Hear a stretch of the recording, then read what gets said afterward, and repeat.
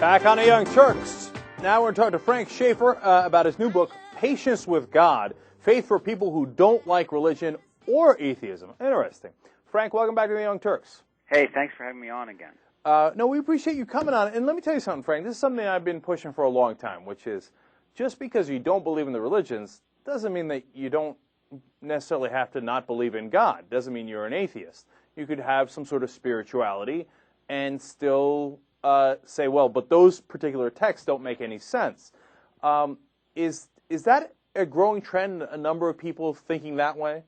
Yeah, and I would say the flip side, which I also talk about in the book, is that you can be an atheist and not believe in God and be a completely moral person, just as rooted in kindness and being good to other human beings as any religious person, maybe more so, because religion, as we know, causes a lot of trouble. So what I try to talk about in the book is the fact that the extremes, you know, in the new atheists, people like Hitchens and Dawkins, who have essentially become evangelists for non-belief and remind me of my mother in the 1950s with all her witnessing tools and everything. You know, she was a missionary on the one hand, and then on the other hand, the kind of whacked-out fundamentalists we have in America running the Republican Party right now, what we might call the sort of witches and demonology, Sarah Palin wing of republicanism, waiting for Jesus to come back and to convince Obama's the Antichrist. You know, I've written a book for those of us who want to have a sense of spirituality, but on the other hand are not ready to take the plunge into absolute certainty in either direction. And so that's what Patience with God is about. So, Frank, are you in that boat? You wouldn't call yourself an atheist, and you think the religions don't necessarily make sense, but you do have some sort of spirituality? Yeah, absolutely. Yeah. You know, I go to church at a Greek Orthodox church. I love the ancient liturgy from the 4th century. It feeds my spirit. But I wouldn't say that people who aren't joining me on a Sunday service are either lost or on the wrong track. It's not a question of saying you have the truth, but that, look, you know, we are biological animals who have evolved from single-celled organisms. We live in a silent universe, but we contemplate it. It doesn't contemplate us. We have this weird spiritual quirk of looking out of these two eyes we've been given. Our brains turn what we see into images, and we draw these weird conclusions as if there's somebody living in our head besides just the chemicals in the brain. So, you know, we're spiritual creatures, with or without permission of Dawkins.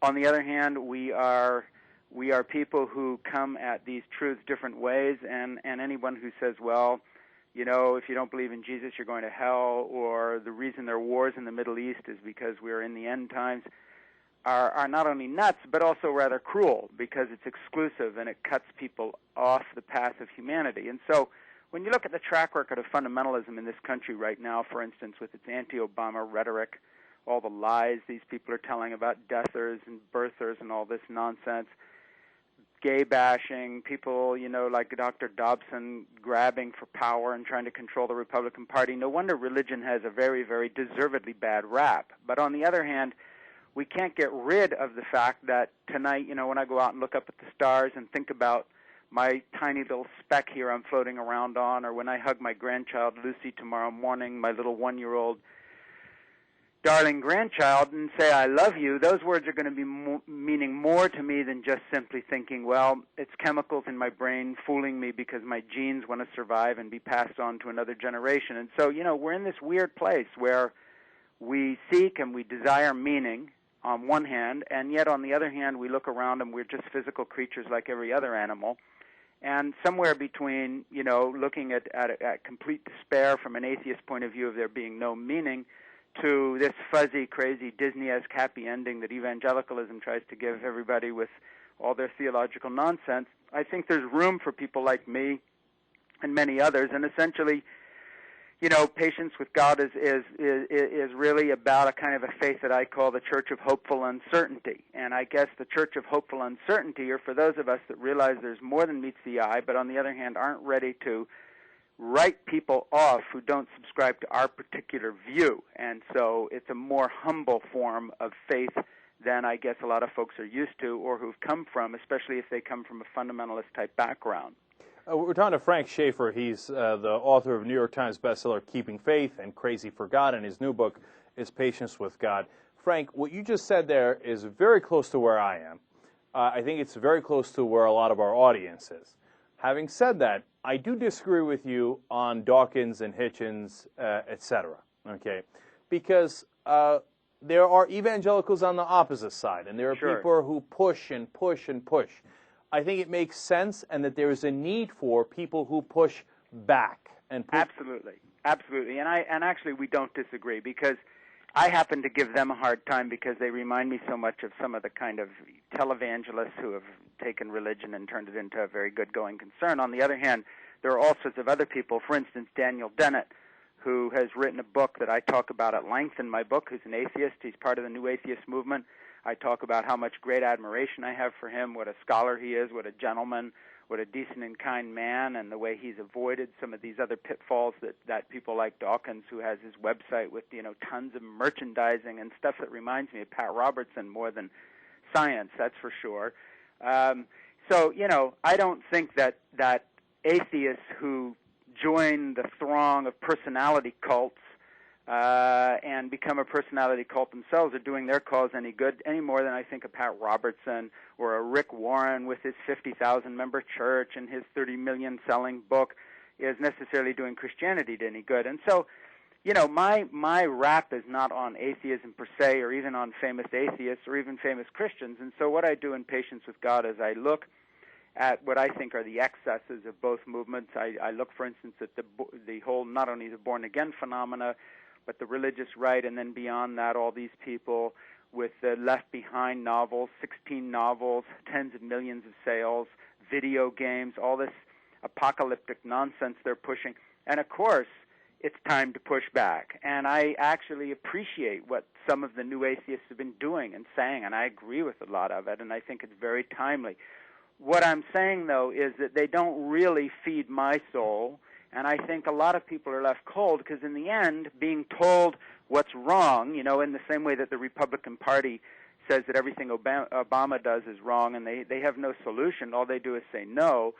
Saying no to the craziness of religion doesn't answer anything, because people's problems don't stem from being religious or atheists. They stem from being human beings. We are rapacious, vicious little over-evolved monkeys who tear each other and the world apart. That's our problem. And sometimes we do it in the name of Jesus, and sometimes we do it in the name of Stalin, and sometimes we do it in the name of Mao Zedong. But the problem is that human beings are on an evolutionary journey that's incomplete. And so, what I'm talking about in Patience with God is that some of that evolutionary journey has to also be spiritual, or we're not going to get anywhere. And so it's no good just writing off all spirituality as nonsense on the one hand, or coming up with simplistic fundamentalist solutions that, if you accept Jesus, he'll save you, you won't be gay anymore, everything will be fine, the world will be perfect, and when you die, you'll be raised again, go to heaven while the sinners all burn in hell. Obviously, this is no solution either. It's patent nonsense. So somewhere in there's room for some of us who are a little more not only thoughtful, but I think, have room for other people who disagree with us. Frank, look, what you're saying, of course, makes sense. And if the whole country thought like you did, I'd wrap it up. I'd never discuss the topic again. Yeah. Okay. Yeah. Now, having said that, I have to reinforce the point that we need people who punch him in the mouth.